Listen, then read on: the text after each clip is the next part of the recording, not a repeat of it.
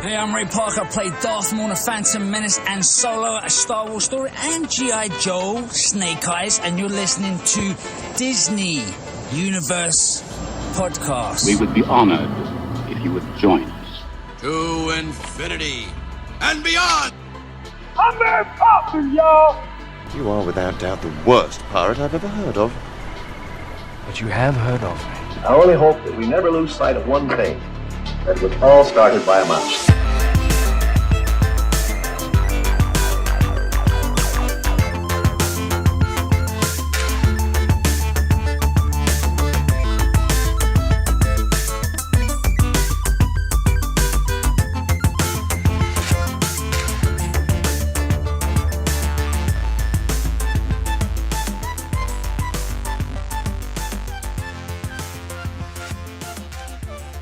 Hey, what's up, everybody? Happy end of Star Wars month. We are back with another awesome anniversary show with you. Boo, boo. Star Wars month never ends. It is always Star Wars month here in the universe. As you heard below, that was the Big Smooth Alex. How's it going, buddy? It's going good, man. This is the way. This is the May. This is how we end out May. With Mandalorian, Padawan, Grogu, beasts right there. Drinking beers, enjoying the back end of our May Star Wars month. And yeah, I'm excited to talk about the Mandalorian. I got excited in today. I'm always excited to talk about Star Wars, but we'll get into it. Yes, absolutely. And of course, all the way up in the great northwest of somewhere up there as the Son of Darkness. Hey, Ryan, everybody. what's up? How's it going, everybody? Not much. Where are you exactly in relation to Edmonton, a good Canadian hockey town? Oh, shots fired. Pucks fired. Pucks fired. I'm the one that actually reached out to Joey. I was like, let's make Alex permanent on the show. So might have to reach back out to get you off the show. Oh, just not going to happen. You might have to reach back out to the Canucks. Cancun on 3 for everybody. I don't know. Hey, man, that's okay. They made it to the second round, game 7. We're still rooting for Canada, though. We're still rooting for Canada. No. Speaking of Canada, how about them new Toronto Blue Jay City Connects? Is it the white jerseys? Is it Drake crying? I don't know. I hate the Blue Jays. I know that's on the bad side of Canada. We found that out at Star Wars Celebration, Chicago. Ooh. But glad you guys are here. Shots fired to the bad side of Canada. Yes. Well, we've shot just East Coast. You East Coast. You. We shot fire shots at them before, but we shot fires. Glad you guys are here. Talk about the Mandalorian. I forgot to say, in case you don't know, I am Joe. How's it going, everybody? Like we said, we're going to be talking about our 5th anniversary of the Mandalorian and a couple other stuff sprinkled around for flavor at the end. But it's going to be a fun show. But before we get there, we got our mousekeeping. So who we very much love to thank is a very special crew. I don't know where I'm going with that, but Alex, tell us about that crew. We call this the Disney Universe Bounty Hunters Guild. That's right, baby. These are the baddest bounty hunters in the galaxy, and you can join this crew. But if you're not part of these people I'm about to tell you, you want to go to patreon.com/DU crew to find out how this can be you. I'm talking about Florida Jen, Superfan Jen, Alfredo, Sasquatch, Big Papa Disney, Sean, boo, boo, boo, boo, boo, Wedge Antilles, John, and Tyler. We love all you guys, and it is not bounty hunting the galaxy of podcasting without you guys. You are the best, and we thank you. We're excited to all have matching shirts with you guys very, very soon. Yes. And if you want to find out more about how you can get in on cool incentives like our awesome Disney Universe t-shirt designed by Sunken City Designs that was an incentive last summer during our Summer of Live, or what we have for our 2 tiers right now, go to patreon.com/DU Crew. Check us out. Yes. Awesome. This is the way. And for any new watchers, since we're on YouTube right now, they want to listen to our podcast, Ryan, where can they go find that at? Well, if you'd like to listen to us, you can head over to anywhere you listen to podcasts and check up Walt's Apartment Podcast Network. And we are one of the many shows they have over there. So, and since you're here on YouTube, you already know where we are, DUTV. And you need to hit and smash the like and subscribe button, or even the dislike button, because our rating, it still helps the algorithm. So click a button. Yes. If you just click a button, it helps. Click anything. Throw comments. You can even comment, click the button. Just comment, click the button, and you don't even have to click the button. Someone else will click it because they saw you told them to click it. Yeah. Tell Ryan what your favorite hockey team is. So, I mean, we could chat. Just don't push my buttons. Don't want that to happen. But right on. And oh man, yeah, we got some. We're going to get back to podcasting, our normal shows back real soon. We're Ryan's buttons. Nice. We're at that season that we did last year of Summer of Live. We're going to retweak it slightly a little bit. So I don't know how live we're going to be at times, but we will be on the tube. We will be on the podcast platform. So let's call it the summer of washing yourself and getting a Ring camera. Exactly. At least for two of us. You don't know which ones for which things, but two of us are going to be. Oh, I guess one of us needs a Ring camera. Never mind.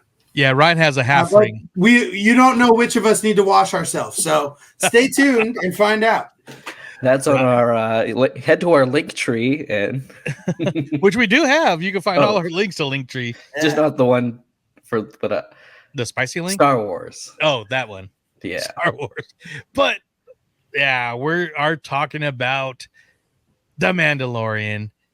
This is a groundbreaking show. This was one of the highlights of Star Wars Celebration and the build-up, for me. So we're just going to kind of go through some little mini not subjects, but little topic here.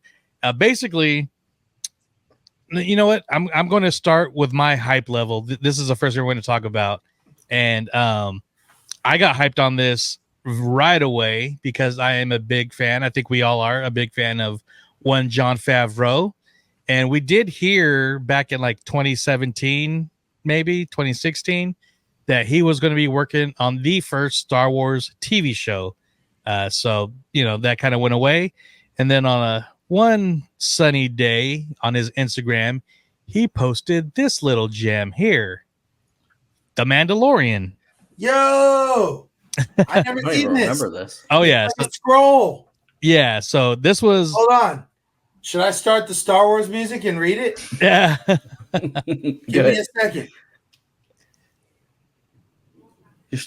I don't even remember this being a thing.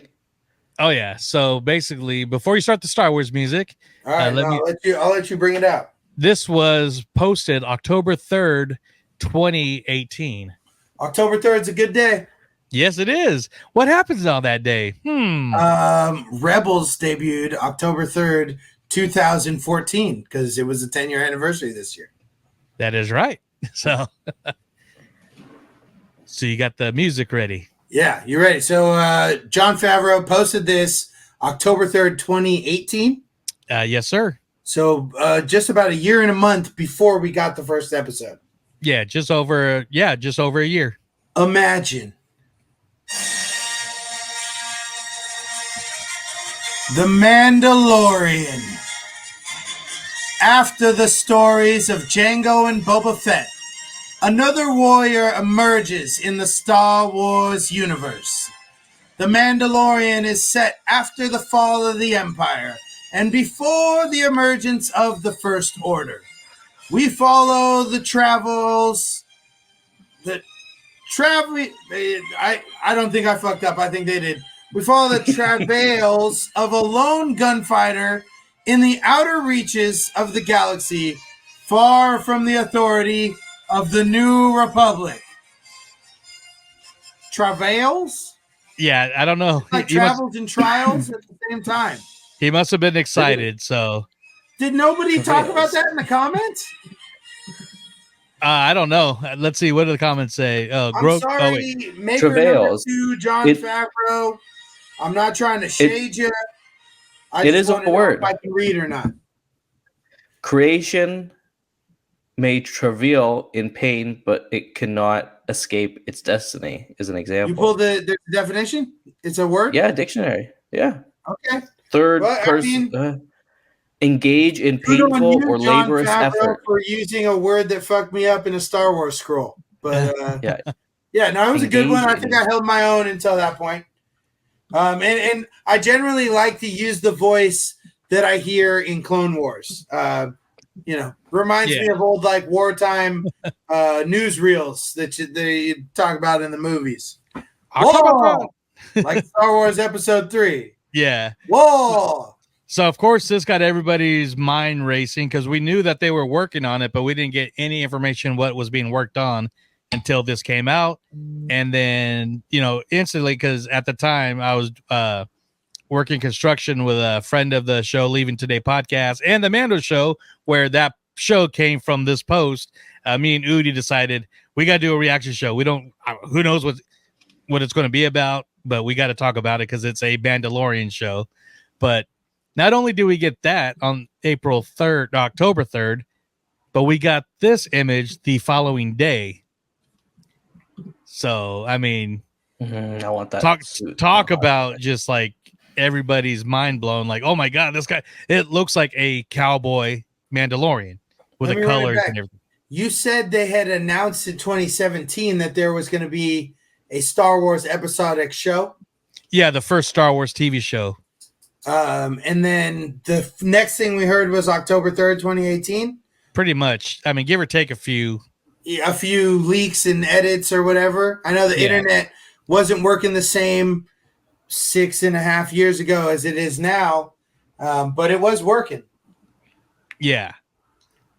So, but it was just very, very hush hush. But then we find out because we didn't know about the volume yet. Even before he got the new armor, they're like early episode 1 on this. Oh yeah, this is pretty much the beginning of episode 1. But you figure at this point in time, they're deep enough in production, they could have showed any picture. Yeah. So following this picture, something that really blew the minds off so many old school Star Wars fans. The Camtono. Yeah, and we all know this from World War Hood, running of the ice cream runs at celebrations. So, I mean, this is one of the first deep cuts that we got, and everybody just lost their damn mind when they posted this. And this was October 12th, a year before, more than a year before. Something that you didn't, I know it's probably not worth saying, but I'm saying it now. At this point in the intro, it was the anchor of Star Wars television. This was also the anchor of Disney Plus. Yeah. Like it was the thing people were getting Disney Plus for. It was this show. It was the live action Lady and the Tramp. And I think it was the Imagineering story. Nobody was getting Disney Plus for live action Lady and the Tramp. Get out of here. That's what launched Disney Plus was the Mandalorian, Lady and the Tramp, and the Imagineering story. This is why people were getting Disney Plus. This is why I got Disney Plus all the old. No, we were getting Disney Plus anyway. Yeah, but I think there's some sort of a fan, definitely the Star Wars fan that wasn't quite a Disney fan, or the fan of the fandom and all the big shows that was jumping on for the Mandalorian. So I think that's to be said for the show, that it moved the needle to get that whole thing started. And, here we are 5 years later for that. And where that is, that'll be an episode we'll be having in November. So stay tuned for Disney Plus, a retrospective. And we did get one more photo post from Jon Favreau, another one that blew the mind out of old school Star Wars fans, and just, like I said, deep cut, was the pulse rifle that was first seen in the holiday special, the Boba Fett cartoon segment. So never seen in the original trilogy, other than maybe on his back. Not even. Boba Fett never had that weapon. But it was in the Christmas special thing when he was on the Mythosaur, right? Yeah. Yeah. So again, another thing that just people are like, oh my god, this show is going deep cuts. So October 12th, man, he's dropping. Was there a con going on? Like he's just maybe because it was the year to the day almost release of Disney Plus.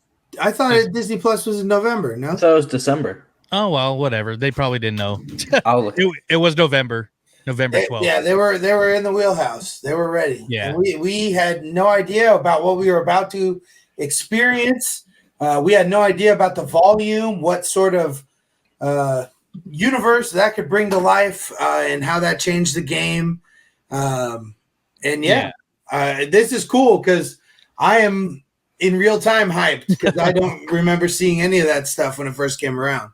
Yeah. So then I guess my question to you guys is so this is when the hype level started for me, was when Jon Favreau started posting all this, and it was just like, oh my God. But for you guys, when did it really, like, when did you really get excited for the show? Ryan. Oh, I don't remember what there was a start. I think ever since we talked about it and started talking about it on the show is when I was hyped for it. But ever since I was born, I love the Mandalorian. Well, as I could remember. Literally, I don't remember there being a moment. It was just kind of, we talked about it. I'm sure we broke down all those pictures on a show. I don't remember exactly, but yeah, that's fair. What about you, Alex? I mean, I it's weird to think I don't really remember what I was doing 5 years ago when this was happening. I remember being stoked for a live action Star Wars show.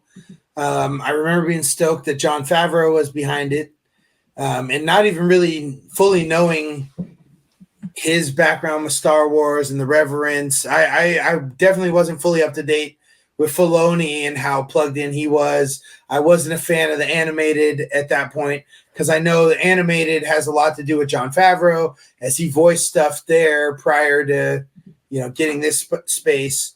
So he's plugged in. He's about that lore, life, the canon. So yeah, I mean, I can't pinpoint a day when I got into it other than day one, whatever it was, November 9th, October 13th, whenever the hell Disney Plus went live. I was there. I could bring you in warm or I could bring you in cold. Seeing the new version they had of the carbonite freezing the criminals. I mean, how could you not be pulled in by that first 15 minutes of that show? Yeah, shout the out music. To Brian Posehn for his quick cameo. And getting eaten in ice. There was so much cool. The Razor Crest. I mean, the bar. You're in a cantina. There was so much cool Star Wars going on, and just so much cool stuff in the beginning of that show. It's hard to not be hooked. And I'm going to stick one more little thing with for the hype level, but I mean, the fact that George Lucas was on set was huge hype. Birthday surprise, October 19th. Okay. Yes. Shit. That's different cantina, but yeah, I mean. See, and one of the big hype is when you're seeing who was the main cast of the show, and I'm going to bring it up here. So the first highlighted cast, so this goes to the next hype, but Star Wars Celebration Chicago is when we first got the first real look of who was going to be in the show and what it was about. Were we find out? I was at the bonus room. Or did I leave? You were gone, I think. I think you left that morning. Smartest move. I would have been stuck there for a week. Yeah, so I was luckily in one of the overflow rooms, and I was in the front with Michelle, who we were staying with. Shout out Missy, thanks. But she got me into this panel here, which was, like I said, it was the overflow room, but it was still amazing because we got the poster. I have it on my wall right here. We got a 10-minute opening scene. No, we got the scene of the introduction with the client. We and then plus we got the trailer and everything. But the fact that like Pedro Pascal, who I've been a fan of since Game of Thrones, he was in the Kingsman. I never got into Narcos, but he's been in a lot of stuff. Of course, legend and rest in peace, Carl Weathers. Gina Carano, big fan of her from American Gladiators and her MMA days and Deadpool. So I thought it was just a very awesome cast, and seeing their excitement for the show made all the other fans excited too. So that was kind of like the big hype level, seeing the reveal of like the first trailer, the actors, and everything. So that was awesome. But I mean, Alex kind of mentioned the initial reaction to what we're next talking about, but the initial reaction to the first episode, and you only brought up the first part of it. We'll talk about more. I mean, that was all before like the opening title, right? Yeah. I don't know if the speeder on the ice scene was before, but there's a lot of good stuff going. Oh, and of course, seeing your guy get cut up by the door. Yes. Which may have been the most gore in a Star Wars film to date, or Star Wars live action. Which we called Killed by a Door on the Mando show. What was your initial reaction, Ryan? To the first episode. First episode. Well, yeah, I was more like for the Acolyte. Can't say it right. I'm not watching any trailers or anything, and I'm going in totally blind. So for this one, I was like watching everything, all the trailers, how I was for most of the movies, and even the TV spot. You guys know that I send you guys the TV spots for all the movies. You're like, no spoilers. But yeah, no, the first episode was, I always let. Well, I'm used to no lightsabers now, but back then I was like, he's gonna have a lightsaber. So I think I had like a little letdown just because. But now I know how Star Wars is because all I knew was the movies before that. But now I've watched some of the shows, like the shows that came out. I mean, while he didn't wield it, there was a lightsaber by the end of the season. Yes, true. A dark saber, should we say? And a regular lightsaber. Not at this season. Yeah, that season. You're right.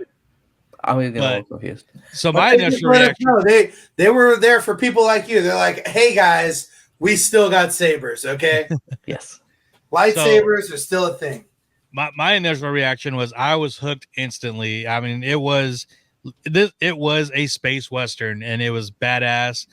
The whole like you said, you can either come with me warm or come in cold. And the whole bar fight. I mean, the guy killed by door, that's basically a lasso, right? You know? Yeah. But just and I was really interested in the music because you guys all know how I am with the Star Wars music. So I'm like, this does not sound like Star Wars at the beginning. Mm-hmm. But then once you get the boom, boom, boom at the beginning, and I was like, okay, I'm in, I'm hooked.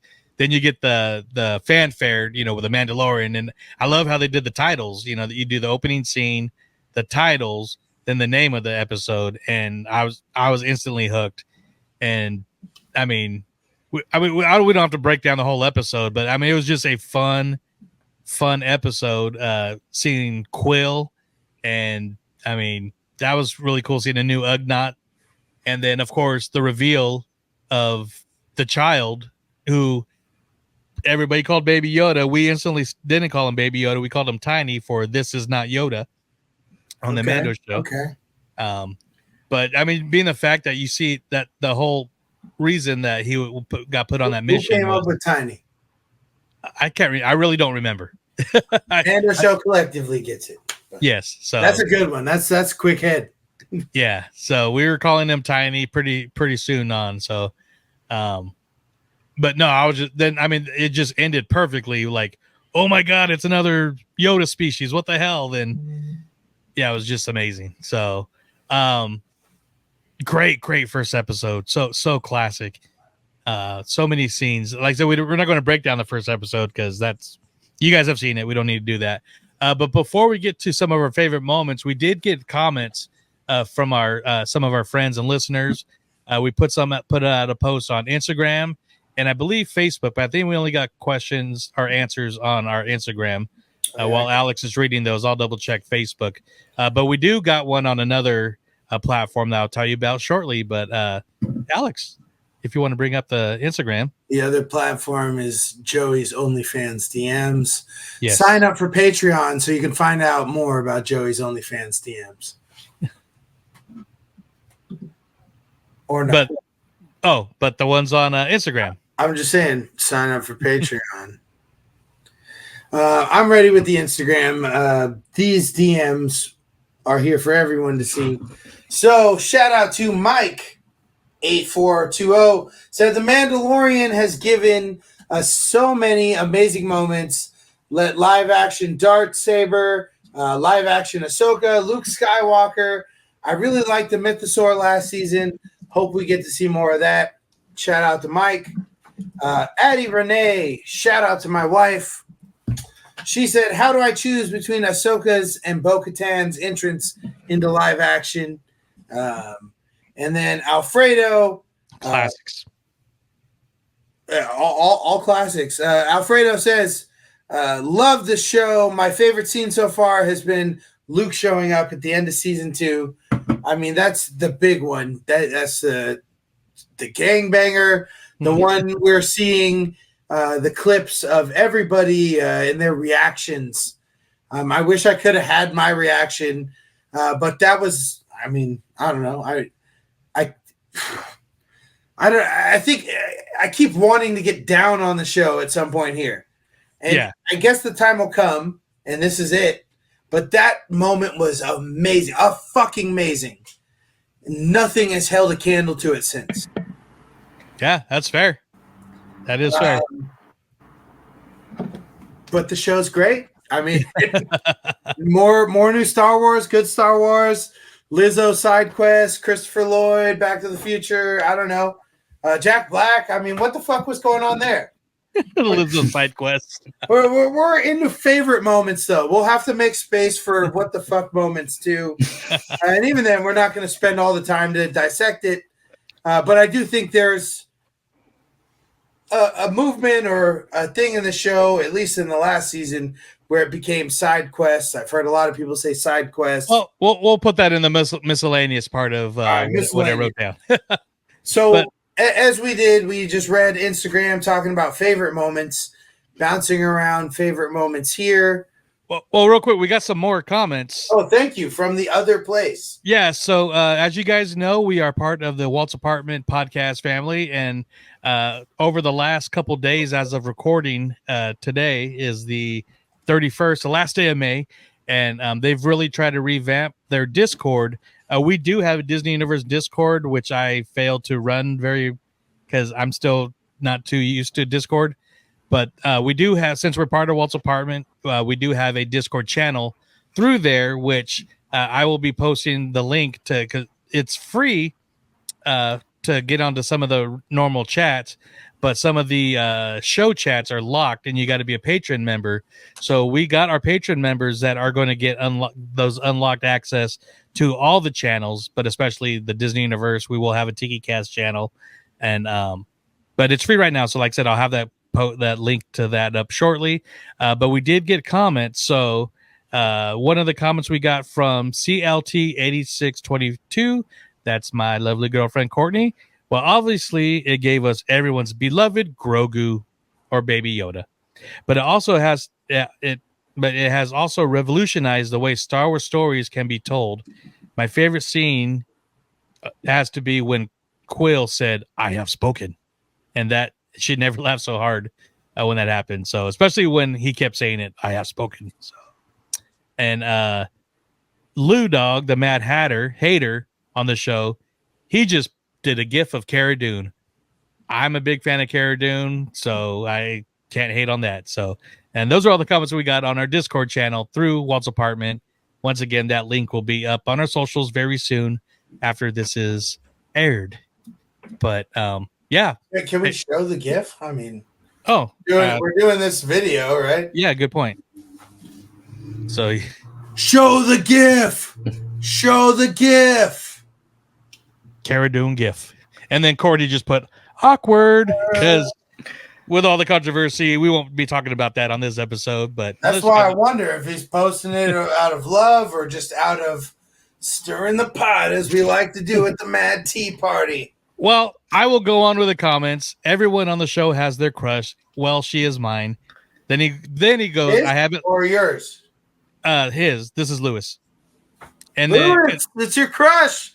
because he was commenting on Coming out on DUTV. he's he's a married man. Because he was commenting to Courtney's awkward gif, and it was the Homer awkward.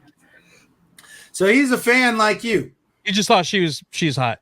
But he's like, I haven't looked into why she was fired or anything like that. And I kind of gave him a little thing, but you have to go to you have to be part of the Patreon to see the comments on that. Ooh, the spicy comment. Come and get in the Discord with us. And so that's where the chisme lies. Yes. Eh? So come join us. So Alex has mentioned some of his favorite scenes. I'm sure there's some more coming up. I'll go to Ryan real quick.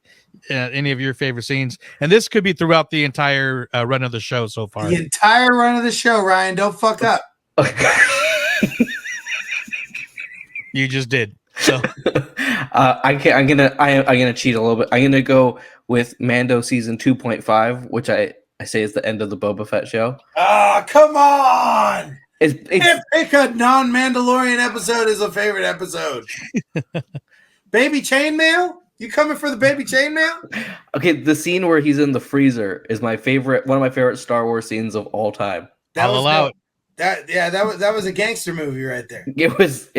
I was like cheering like I was watching a sporting event. Like I mean, that episode is an all-timer, and it's the only reason why that might not be my least favorite of the 5 now live action Star Wars shows we've gotten since The Mandalorian. So shout out to The Mandalorian for getting that universe started. The Mandoverse, a whole word that we have now.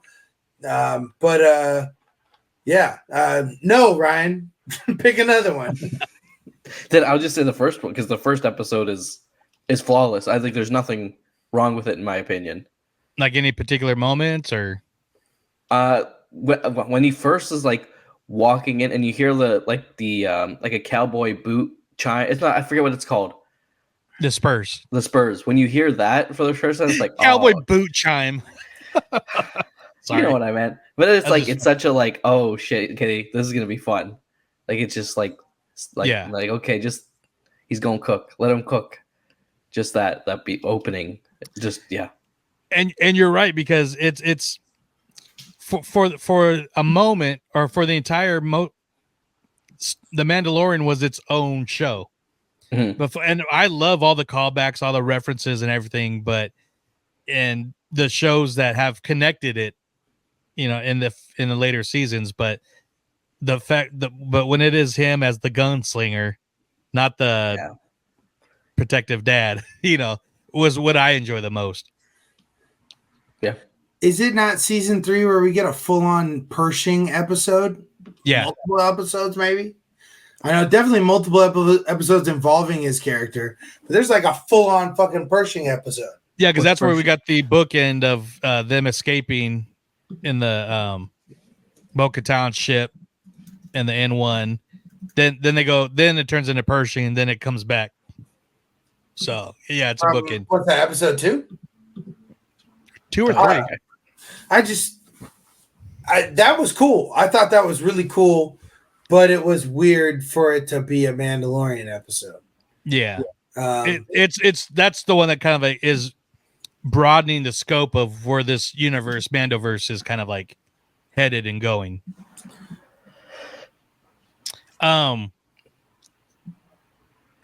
It's easy to say that the best scene is the Luke scene, because it really is.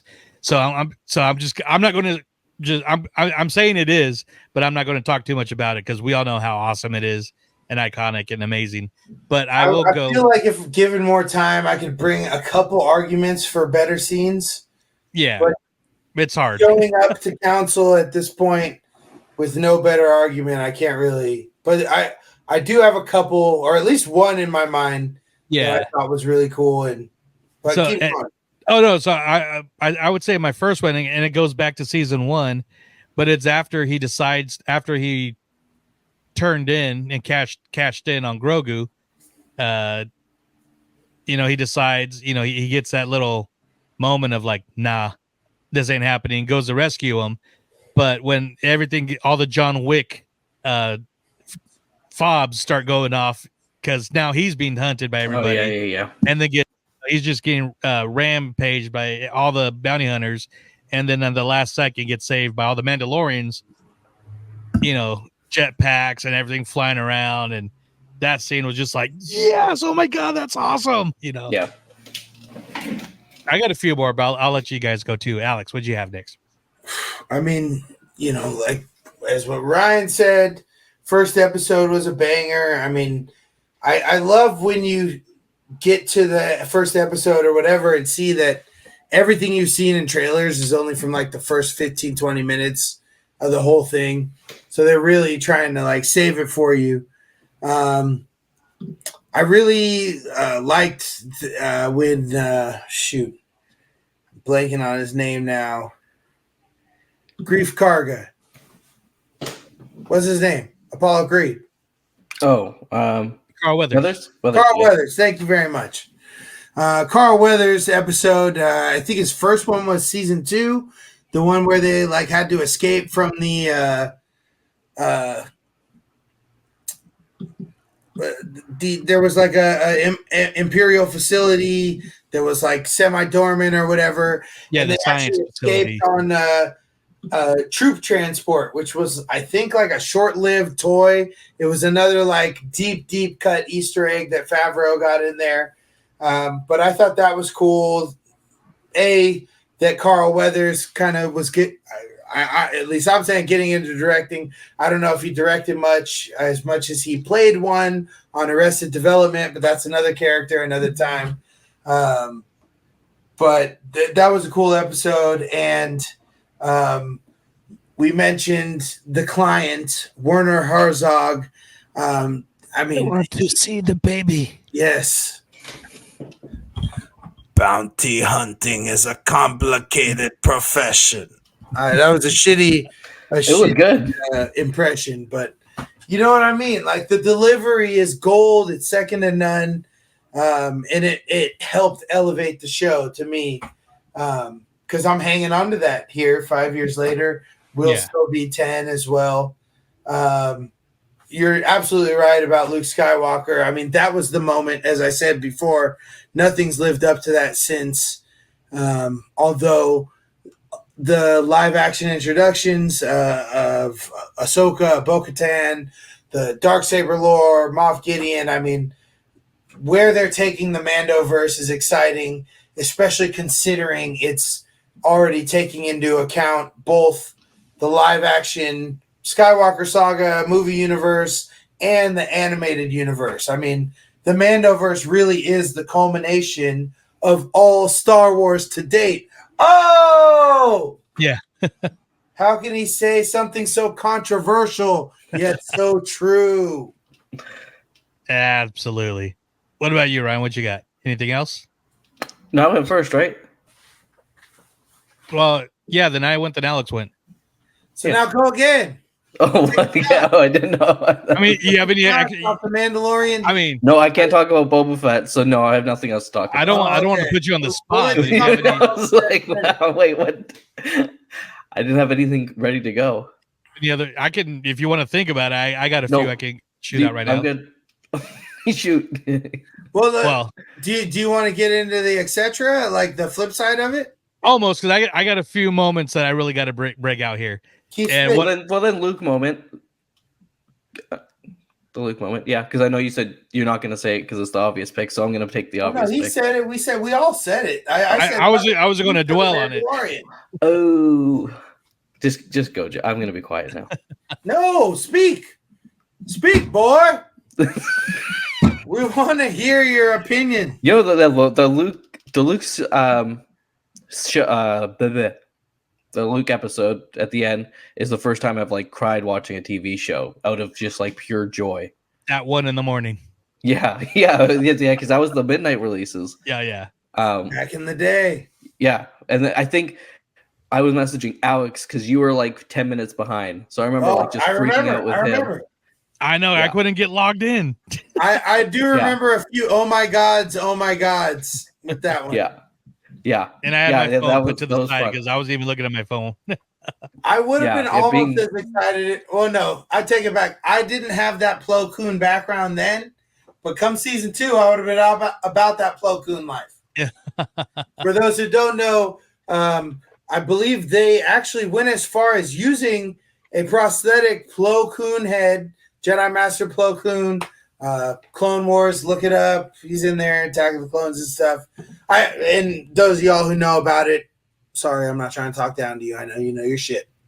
But there was a thing where they were hiding the fact that it was Luke by having the actor, when they were shooting a lot of the scenes, I guess the opposite, it was Plo Koon. So people even on the set didn't know who or what was going on, which can all be seen on Disney Plus in the making of, what do they call the Star Wars things?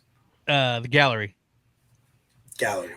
There's an awesome interview. Shout out Katie Sackhoff. Bo-Katan has her own podcast, the Blah Blah Blah show. She was interviewing Ming-Na Wen, and she was talking about like how she could not believe it was Luke Skywalker, and even Ming-Na was like, "How could you not? That's the only person it could be." And I mean, it was a great interview, great episode. So check that out on her podcast. You mean the only person it could be? I mean, well, it's the most like, who is the best person it could be? That's what it is.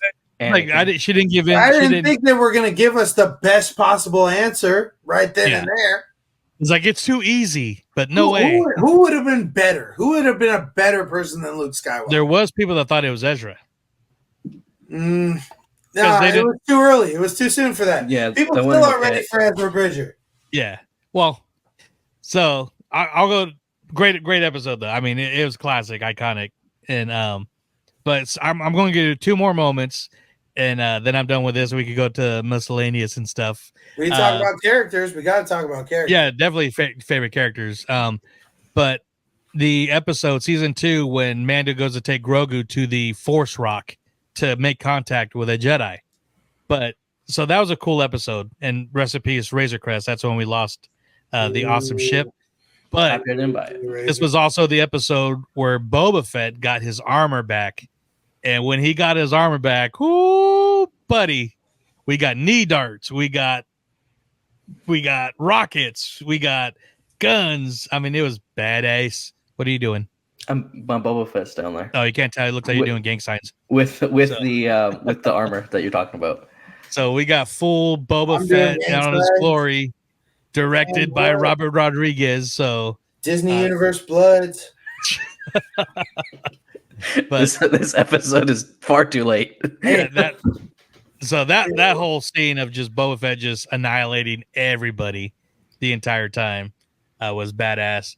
I wanted to say the introduction to Cobb Vanth, but I will not. I'll hold that off because I love everything about the Bill Burr episode where they find the codes to find Moff Gideon, and just the intensity of them. And well, you see Mando fighting without his armor for the first time. That's second time we get the mask off, right? Yeah.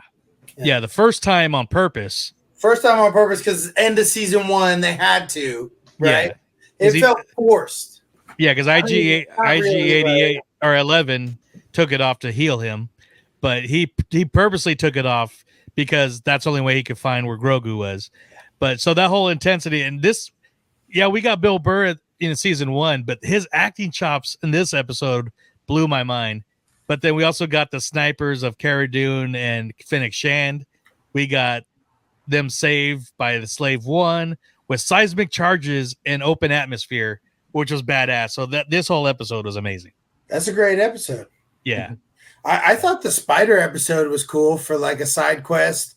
Yeah. Frog Lady being an interesting side character. Like if we had to do like a Mandoverse draft of like characters, I would definitely put Frog Lady as like side character, not like top 3 hierarchy, but like someone on the side. And those spiders were scary, man. Yeah. That like brought back arachnophobia. I mean, any spider I've seen in my backyard that was worth putting extra effort into killing, black widows, wolf spiders. We got the big shit, or some of the big shit, not like the crazy stuff I've seen in Australia. Shit. Good day to all y'all watching in Australia. Good morning, That's Yeah, terrible. the I don't know, the spider episode's a good one that sticks out in mind. Also, the Bo-Katan episode sticks out to me because of the Mon Calamari. I thought that was cool seeing Yeah. them. And what are the squid guys? That's like a Kraken type name or something. Oh yeah. Yeah, I forgot. I can't think of it right now. Squid guys. I fucked it up. Whatever. But it was this episode that got me to go back and watch Clone Wars. Yeah. When Bo-Katan was introduced, was the one that made me watch animated. So this should be my favorite episode of Mandalorian because I'm so thankful to have gone back and watched all that background. I had the inkling when the Darksaber was introduced, but this episode, when that happened, and you could clearly like watch the TV in a room with two people who have no idea who the fuck this person is and be like, God, I can tell this is a moment where I should know who this person is. You know? And you know that hanging, but at the same time, the it would have been just as much gravity as Luke Skywalker. Yeah. And, although that was earlier in the season, right? No, I'm flipping it. But you flip it because that, and you know what? I'll throw that in as another one of the iconic moments is when the Darksaber is revealed with Moff Gideon because, you know, being a Rebels fan, when that popped out coming out of the TIE fighter, then you see him emerging out with it. It's like, holy shit. I mean, the last time we saw the Darksaber is when Bo-Katan was holding it up, you know, as the leader of Mandalore with all the clans coming into agreement that she should be the ruler. Yeah. And so then seeing it at the finale like that was bonkers. And it doesn't hit that part of the Luke scene, but it's close. As a Rebels fan that was invested in that show, you know, well before this show came out. So, and one more moment is just the introduction of live action Ahsoka was amazing. Yes, no, Addie brought both those up, and I don't know if you guys want to weigh in on which one was bigger. For me, it's weird because Bo-Katan introduced me to the animated, and by the time we got to Ahsoka, I was familiar with her, so I was that much more excited when we saw her, you know? Yeah. Not quite as much as if I'd seen it all, but I mean, even at that point, I don't think the final season of Clone Wars had released. No, not yet. Of Mando. But I put them at a tie because they were both that amazing to me. Me being a long time fan of Rosario Dawson, longtime fan of Katie Sackhoff since like Battlestar. But now and everybody's like, oh, it was a fan cast that the fans wanted her. She wanted to play her well before the fan cast started, like 3-4 years ago. Actually, back when Disney first purchased Star Wars, they were asking a bunch of actors, you know, at the time, like, oh, if Lucasfilm came to you, you know, want to do Star Wars, who would you want to play or what would you want to do? And she got that question and she said, I would like to play an older Ahsoka. And you could tell by all that, you know, she's got the mannerisms, she's got the cadence down. I mean, you could tell that she's a fan, and you know, it was the fans started casting it because she did it first. So, and it was a perfect cast in my opinion. She looks like the Clone Wars Ahsoka as an adult. Yeah, side by side, you put it together. So I am not displeased, and obviously I wasn't around. I mean, I've been to enough Star Wars now to love Ashley Eckstein as a. Oh yeah, but I don't know. I think we could all see what we got from Rosario Dawson, and I don't know. I don't think Ashley Eckstein was going to give us that performance of what the character is. Yeah. So if I'm crumbing through, not trying to shit on Ashley Eckstein. Oh, I love Ashley Eckstein, but I know we love her. Yeah. And I don't know. I guess there was, talk of why she couldn't have done it or voiced it. I really hoped we were going to get her voice in Ahsoka with the youngest. when the World Between Worlds, Yeah. bridging into the Mandoverse here, But no, I mean, if you look at early Clone Wars Ahsoka and Rosario Dawson's Ahsoka, they have the same facial features. So it was, to me, a perfect casting for live action. And I love now that you see them both at conventions together. Ashley Eckstein and Rosario Dawson, they own that character, and they both deserve everything they've gotten. So and Ariana Greenblatt there you go. for just dipping in real quick, the Daniel Logan of the bit. Absolutely. So favorite characters. Hey, I thought of this, and because there's so many characters that have showed up in The Mandalorian, I thought we'd go around and pick 5. Okay. We'll do it draft style. We'll go in order, no snake, or we'll just go in a circle. I don't know if I'm seeing the same thing, but I got Joe at the top, Ryan, and myself at the bottom. Yeah. I'm happy to go last. Okay, then I go first. You want to go first? Or well, either way. Do it counterclockwise. Yeah, You let you go first. You're the youngest. Yes. Okay. So you were born closest to when The Mandalorian was born, technically. Oh, so then I'm the oldest. No, but we're not going to go that. We're going to go Ryan, Joe, me, and around like that, right? Okay. Yeah. I'm going to write it here so we can make a little post showing. But we'll just pick your favorite characters from The Mandalorian. Well, any character just has to have appeared in The Mandalorian. I'm going to go Din Djarin, the Mandalorian. Oh, damn it. How dare you take the title character? Sorry. Ryan got Mando. Give us just a word or two. I mean, I don't know why you would pick this character for this show, but just share with the viewers why you picked Din Djarin, the Mandalorian. Because he's a major badass, and I love badasses. Only badasses? You don't like nice asses? You don't like America's ass? Hey, fuck yeah. Okay, Joey. All right, we'll pass it. Any character from the show?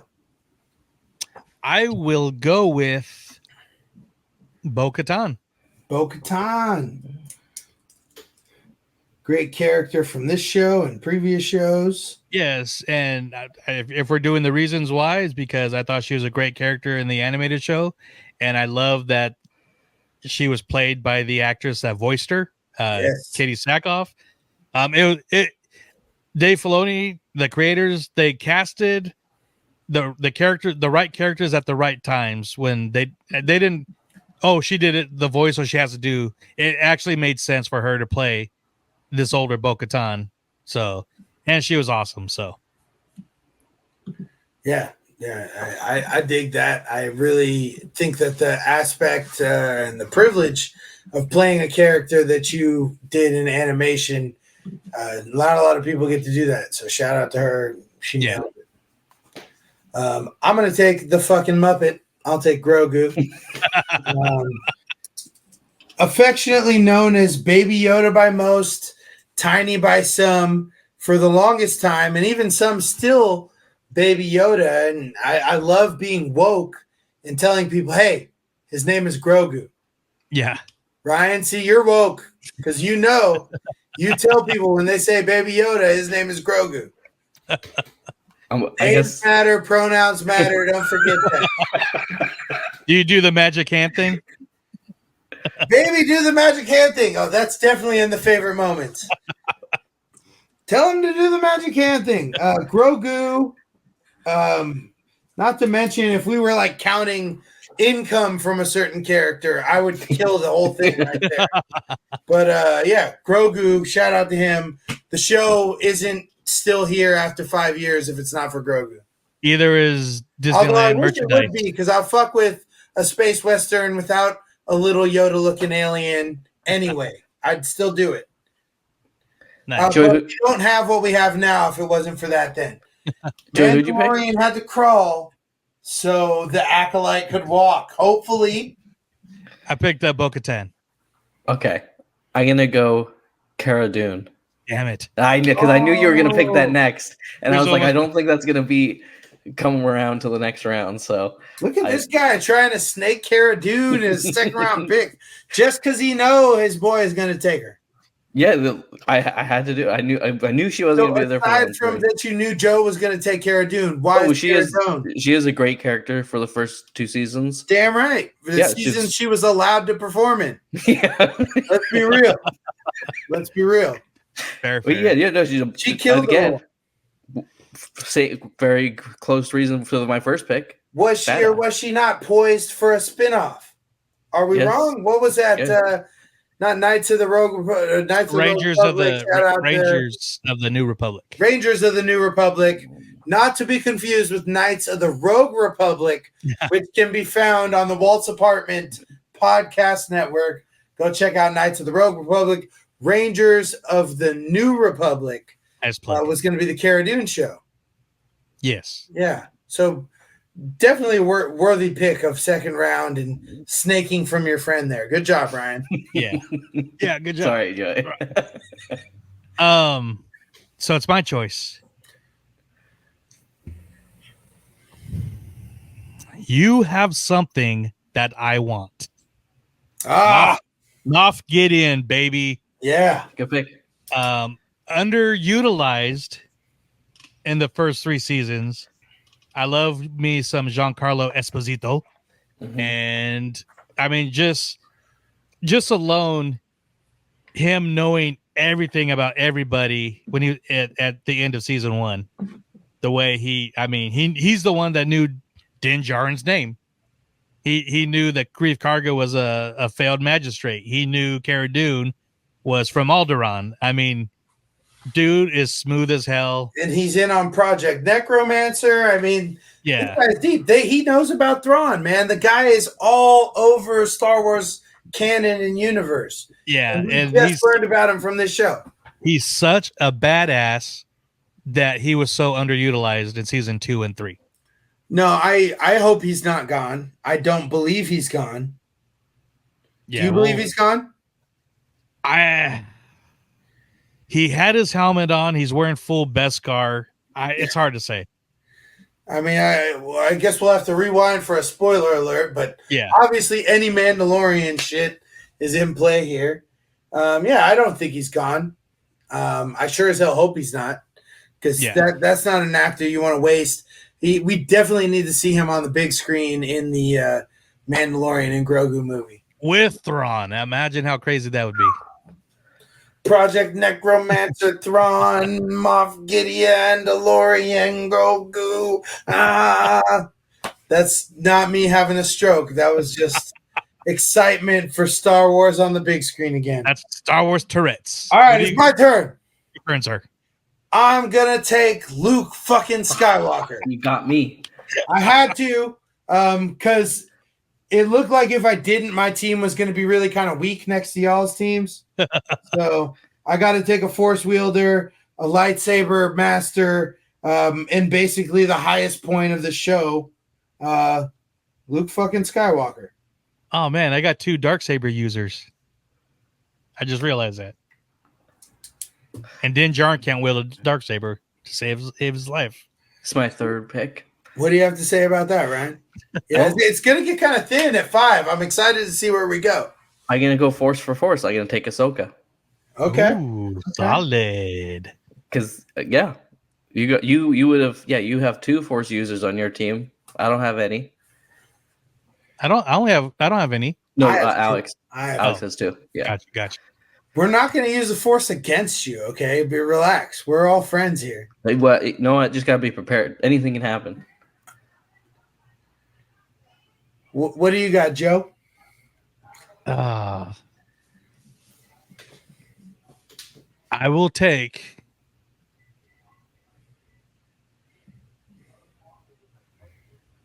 Come on, I got 2 in the pocket. I know. I'm trying to decide between 2 right now. I'm going to go with the Marshal Cobb Vanth. Cobb Vanth. Space Raylan Givens for those Justified fans out there. Just every scene he was in was amazing. Timothy the Elephant killed it as he always does. So, even without the Boba Fett armor, that looked awkward on him. But yeah, no, those were cool scenes. Keeping the Western vibes, and of course the planet of Tatooine that we just can't seem to get away from. Yeah, from the Star Wars universe. His speeder being Anakin's old pod engine. Yeah, your turn. I don't even think I caught that one. Oh yeah. So your turn. My turn. I will go. Let's see, the two I had. I'll go with Grief Karga. The magistrate. What was his former title or final title? Like Grand Magistrate or something? Grand Magistrate. Grand Magistrate. Ha ha ha ha. Grief Karga. Mando. Big ups, yes, man. Big ups to Carl Weathers, everything he brought to this show, and everything he did. But Grief Karga, yeah, it was cool. I love him from season 1. He just did a good job of kind of sitting in the pocket, calling the shots, while still being the guy that you knew wasn't gonna like beat up a Wookiee or like do anything. He just had enough sway to make other people do it for him and dance around it, control the guild as he did, and even get behind the camera and give us some cool episodes. So, I guess I'm kind of thinking Grief Karga / Carl Weathers, but mainly just Grief Karga. Solid. I don't think this has been picked. I'm trying to remember, but I'm going to go with Boba Fett. Boba Fett? No, that's a 1. Starting with the Spurs, right? Yeah, second best return in Star Wars, I think, besides Luke. I mean, I'd give Ahsoka a pretty good one. But animated fandom is smaller.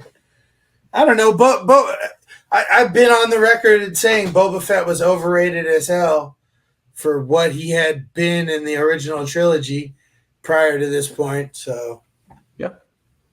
No, I think you're wrong, Ryan. I'm right. I know win. I'll give you the second best, but I don't agree. That's another ranking, and I don't know if we'll get time to do it, but we're trying to rank our Star Wars live action shows as we have 5 of them, so we can do a top 5. But as we finish this top 5, Joe, next favorite character from The Mandalorian. We're almost there. We don't have to stretch it out. Just pick from your heart. Pick from your gut. I got a few, but I know I'm going to leave a few out. Well, don't pick the one I'm about to pick, and you're good. Or the one I'm going to pick after him. Oh, dang. What number are we on? This is round 4. You want to do a quick rundown? Yeah. No. Okay. Oh, I mean, I guess. You're going to do a rundown. I'm going to go pee. Well, you have the list. You have the list, Alex. Said, oh, man, you're right. All right. In order, we took Mando, Ryan. Joe took Bo-Katan. I took Grogu. Ryan took Cara Dune. Joe took Moff Gideon. I took Luke Skywalker. Ryan took Ahsoka. Joe took Cobb Vanth. I took Grief Karga. And Ryan just took Boba Fett to begin the 4th round. Okay, so now it's my turn. Let's see. This sucks because I'm going to have to leave one person out. But there's still a 5th round. You're not leaving anyone out at this point. I got 3 in my head right now, unless you guys take them. Well, yeah, you might not get them all, so pick wisely. I'm taking Sharpshooter Mayfield, the Bill Burr character. All right. That was my backup. He was just a great character. I'm a big fan of Bill Burr, but like I said, I was surprised by his acting, and I just love that part where when he first meets Mando, they're kind of introducing him to the guy from Sons of Anarchy, and he's like, "Hey, he was an Imperial sharpshooter." Mando's like, "That doesn't mean much." He's like, "I wasn't a stormtrooper, dumbass." So good callback to canon for sure. Yeah. Especially when he was quoting, like, he thought Grogu was the love child of the Twi'lek girl and Mando, and he's like, "Oh, weren't you part Gungan?" So you so think you're gonna. So, anyways, your turn. So I got two in my head. I'm hoping one of them is one of the other two you were talking about. I feel like if I pick one, it's going to put the other one right on the board, and so it's going to get picked in the next two. So I just got to pick my favorite. I'm going to go with IG-11. Ah, solid. And I think you all could probably guess who the other one was based on me saying that. But it's great. I don't. Yeah, no idea. No, well, we'll see if it gets back to me then. But IG-11, the arc, obviously, from season 1 to season 3, how important he ended up being. And, shout out to Taika Waititi, as we know him on this podcast. We know him by another name on another podcast, but you got to go check out Fresh Hops podcast for that. Anyway, IG-11 is my pick. And I love seeing it as him as a mech suit for Grogu in season 3. That was dope. No. Okay. No. I'm gonna, because my next pick, I was gonna ask the room if it's allowed, because it's a sneaky pick. But when Grogu is in that armor, that is IG-12. That is not IG-11. So is that a different character? Because it's named a completely different character. Because that was going to be my pick was going to be IG-12 to sneak get Grogu in there. Well, he can't if he's already got Grogu though. But he can't have that if it's all because that's IG-12. That's not IG-11. I mean, you can't have IG-12 without the parts of IG-11, right? I know, but that's why it was going to be a sneaky pick. So I was like, it makes or it Grogu because he's not powered by Grogu. I'll just go with my other pick. I'll go Fennec Shand. Fennec Shand, good pick. Solid pick. And I see what you were trying to do. Yeah. But yeah, it just doesn't make sense to be able to pick the parts of another character. Because even if I just took IG-11 for his performance in the first season, but yeah, I was going to pick IG-12. Taking the Rebel, and it's not really a different character unless you're incorporating Grogu, which is my other character. So the jury says nay. Nay. That's fair. I mean, I saw it on nice attempt, but yeah, nay. It's like, this is IG-12. I can pick him if IG-11 gets taken. But not if Grogu good can't pull, pilot him. And calling me on it not being IG-11 all the way. Sorry. Oh, wait, sorry. Sorry. Sorry, eh? Sorry. Tell me about your love for Fennec Shand, because she was your 5th pick. Again, my whole team is just a bunch of badasses. Drinks, can snipe, beat up bad guys. I forget exactly who she beat up. Has a metal belly. Yeah, I even forgot about that. Yeah, she's just straight up badass. I just got a team of badasses. That is a solid pick. Her she was in my favorite episodes of Bad Batch. With Ahsoka and Mando going in. Well, like I said, one of my favorite scenes was when Fennec and Cara were sniping, Yeah. So that actually used to be my cover photo on Facebook for a while. I don't want to pick, man. This is tough.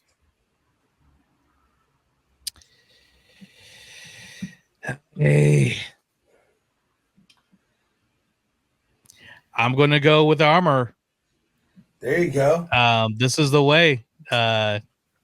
Such amazing character. Everybody assumed she was going to be the villain in season 3, trying to get the Darksaber. She didn't want the Darksaber. She just wants to. She's just so deep, and I'm not gonna. She's just by the book, Mandalorian. And once her and Bo-Katan teamed up, it's another Fennec Shand, Cara Dune, Bo-Katan the armor, another badass duo on that one. So this is the way. That's where we got it from. The way. Well, I'll take your "this is the way," and I'll raise you that I have spoken. Quill, thought that was Nice. going to be like a big Ugnaught laugh. for sure. That was the other one I was hoping would get back to me. I thought would IG-11 might have tipped you off. I guess it's a real subtle tip, but I feel that their stories were kind of intertwined from the beginning of season 1. Yeah. But yeah, Queel, Nick Nolte, Misty Rosas in the costume. That out. We didn't get more than season 1, but had a great effect, great quote, and great creature work by Lucasfilm, and the Creature Studio, whatever the hell they're doing to give us awesome practical effects on the show. Yeah, Queel is my guy for my last pick. Nice. Now, not to put on the list, but No, we got to talk about who didn't get picked. Shout them out. Did you have somebody that you wanted to pick that didn't have enough? Well, Ryan? I mentioned Frog Lady. Okay, yours was Frog Lady. Ryan, did you have somebody No. that? I'm just Quill saying, was my shout out backup. the ones we didn't pick. There's Frog Lady. Like Costco Reeves and Wolf. What's his name? The guy from. Agents of S.H.I.E.L.D. No, I'm moving on to the Dave Filoni's cameo and those all the. Well, I was Vizsla? trying to get Carson Teva.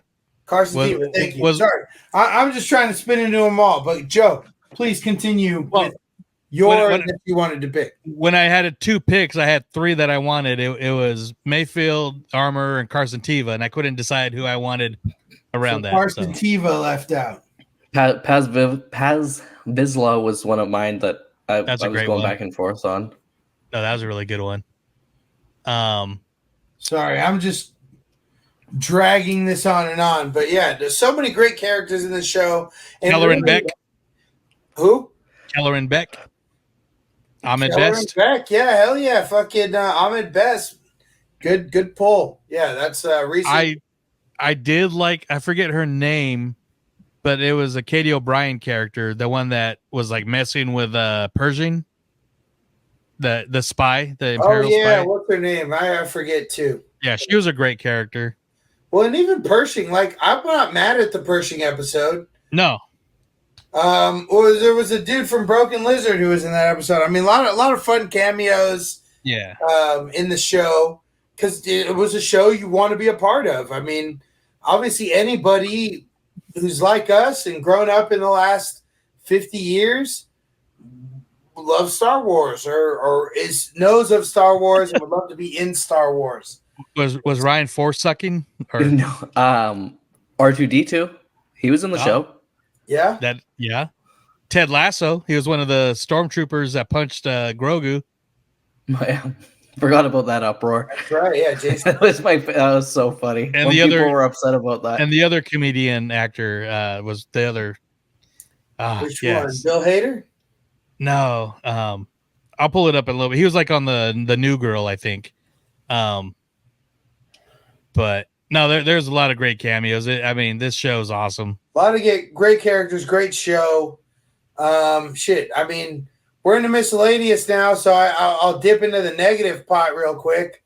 I guess maybe not as much negative of, we're 5 years into The Mandalorian.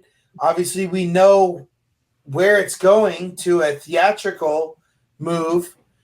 Do we think Mandalorian and Grogu is the next we see of them in theaters? Do we think there's a season 4 before that?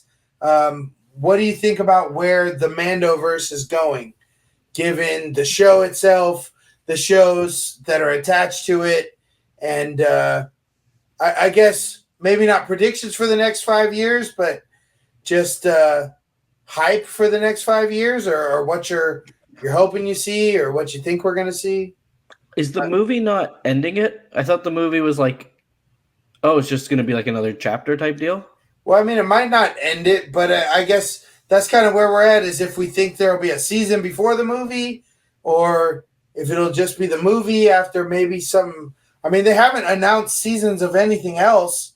So they have announced the movie. So conventional wisdom would lead you to believe that the movie is going to come before anything else that has yet to be announced, right? So the next thing that's coming out that's part of the Mandoverse is Skeleton Crew, which is coming out this winter. That's part of the Mandoverse. Yeah, because some of the pirates that we were introduced to. Oh yeah, Gorian Shard. Yeah, he's the garbage pail guy. Yeah, he's going to be like one of the main villains or a pirate in that show. So that's going to tie in with Mandoverse. Right. The movie is the next Star Wars movie coming out ahead of the Rey movie.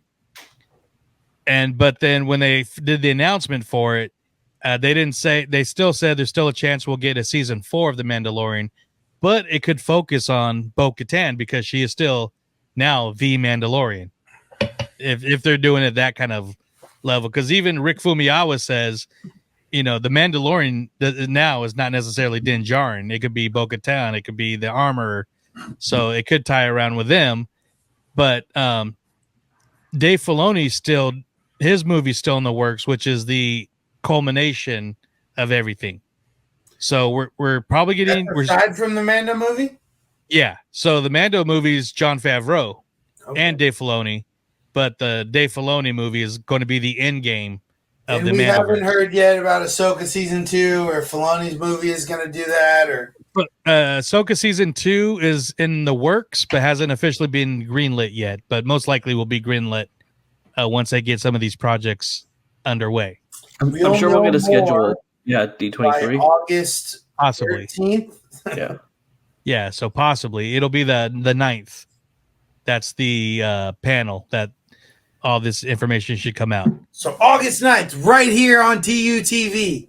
Find out more on what the F is going on with the Star Wars Mandoverse. Yes, but I'm sorry for my question to be so vague, but I guess what are you looking forward to? What do you want to come from it? I know I kind of wanted to spin into the Acolyte because that's the next live action thing.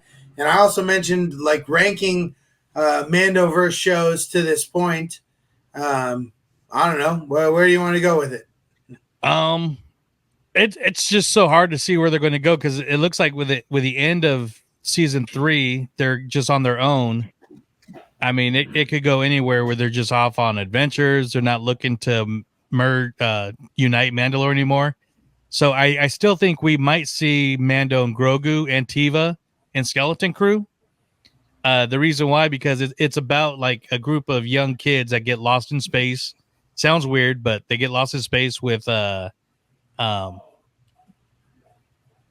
Jude Law, who's a mystery character, may or may not be a Force user in hiding. I hope not, because we're not supposed to have any Jedi around this time, but we still are. But Deep emo cut, brand new, made a song called Jude Law and a Semester Abroad. Could it have been written from the perspective of the Skeleton Crew? Who knows? No. Because the last thing we see with Mando and Carson Teva was basically Mando's like, hey, if you need me for hire, you know where to find me.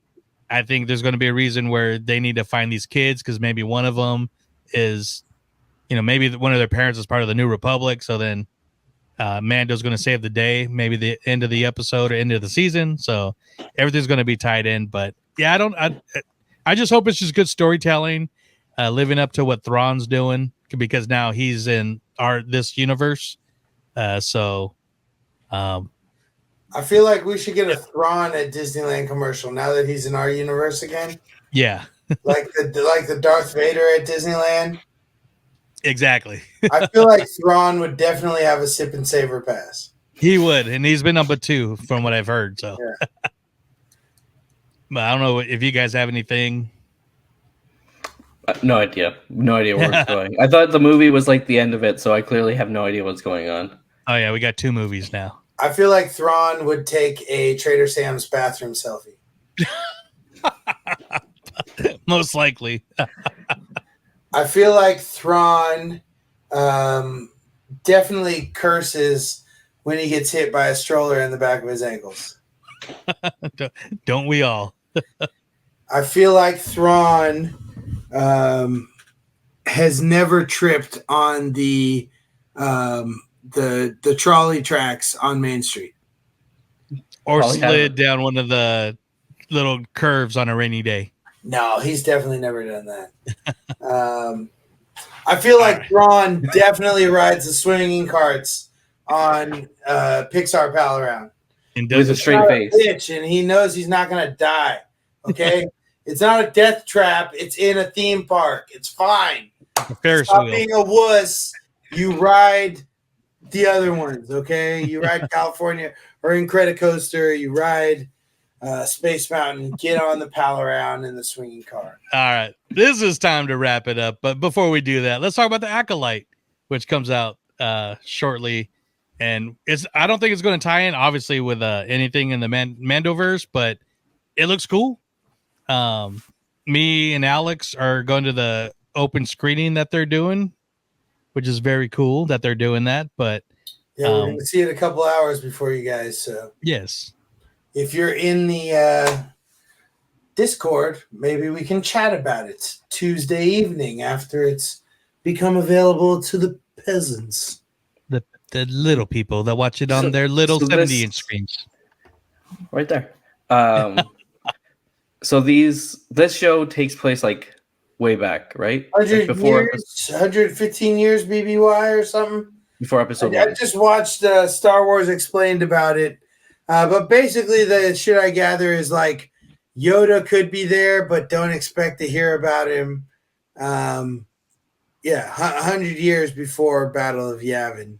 As that's the timeline we work with in Star Wars. BBY, ABY, yeah? Yeah, but I think it's 100 years before the Phantom Menace because that's how they're plugging it. Oh, okay. So then it's, 124 years before Battle of Yavin? Yeah. Something?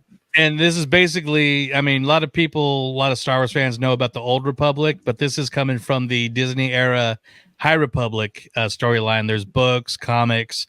The books are novels. They're young adult. They're kid books. There's been some, I think, nothing animated yet. So that I'm aware of. Yes. Technically, the Young Jedi Adventures are part of the High Republic. Oh, it is? I mean, technically, because everything that Disney's put out is part of canon in some way. Oh, okay. And Yoda is a part of that. But Yeah. I don't expect to see any characters from Young Jedi Adventures in the Acolyte. Yeah, I don't think so. I hope not. But for the most part, High Republic has been a publishing thing from all standpoints that Joey mentioned. I haven't gotten into any of them yet. The comics always tease me. I'm always interested in checking those out. I do know, and obviously I'm not looking at her name, but there is one character from the High Republic novelizations or graphic novels who does appear in the show, and she or they have modified their lightsaber to be a light whip. Yeah, I don't know how I feel about that, but we'll find out. I guess we'll see when we see it, but like how would you, I mean, that's pretty fucking badass. It's the same way I feel about Darth Maul's lightsaber. It's the same way I feel about Kylo Ren's lightsaber. It's evolution. I mean, I know it's backwards evolution. So if anything, that's an issue I have with it. But I know it's been in comics, it's been in video games, so I mean it makes sense just sticking with it. I tried listening to the first novel and I just couldn't get into it, but I don't know if it's got fine or not. But one thing I am excited for is I forget the actor's name, but the guy from Squid Game. He just looks like a Jedi, and every clip they've shown, it looks amazing. And Trinity, she just looks like Trinity with a lightsaber, but still pretty cool. Yeah. But I'm excited for the Wookiee Jedi, which is being played by Jonas Sotomo, who played Chewbacca in the sequel trilogy and in the Solo. So the fact that he's a new original Wookiee and a Jedi Wookiee at that, I'm pretty excited to see. The character that's his. I think he's probably super stoked about that, and I'm excited for him and for that. I guess it's interesting with Star Wars where it is and what we have had as a Skywalker saga. It's interesting, or it's hard to not picture everything being a 50-year thing. So when we get a new piece of the lore and a new character, you're like, oh, well, I don't know if this is somebody I'm going to be into for like the next 40 years or whatever, but it doesn't have to be that because it's just building on the family tree of Star Wars. Yeah. But It's I something- think it's really cool that it's a new Wookiee that's his own.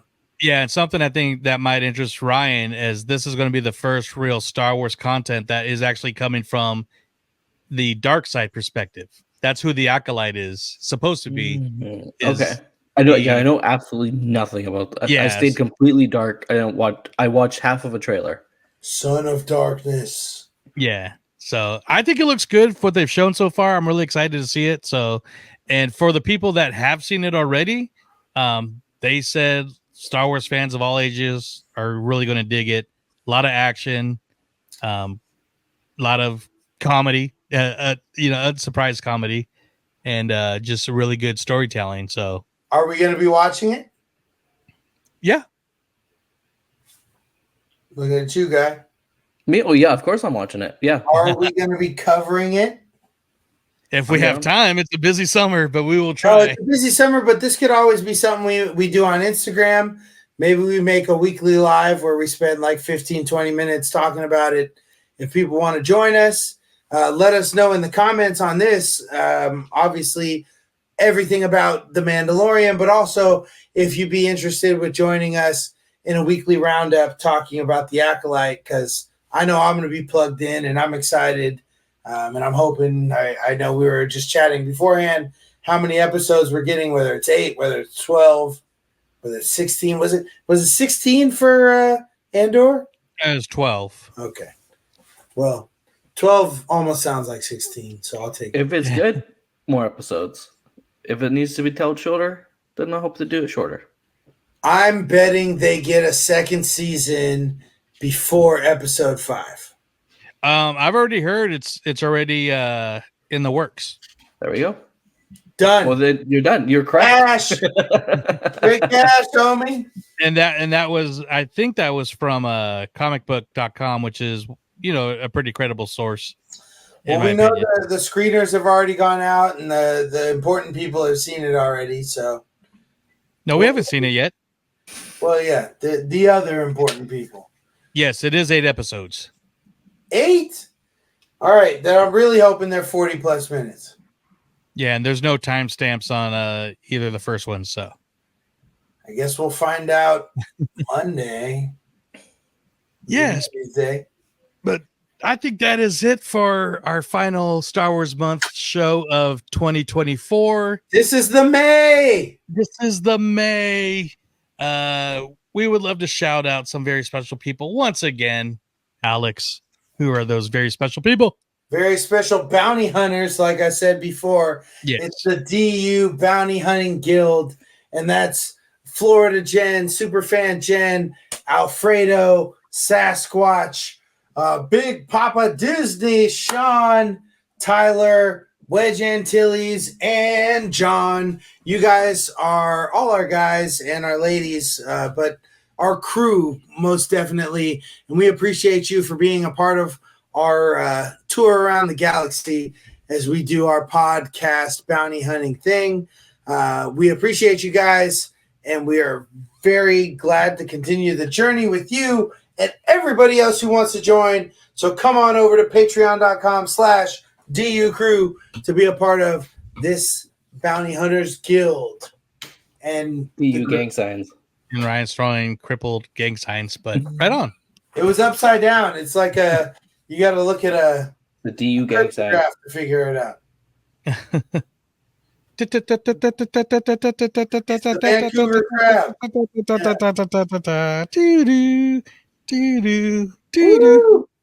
All righty. And we also, for our YouTube viewers, what should they do if they do not do it already, Ryan? You can, if you want to listen to more of our yapping, you can head over to the Walt's Apartment Podcast Network over wherever you find your podcasts, and you can find us there. And if you want to interact with us, you can find us at Disney Universe Podcast everywhere.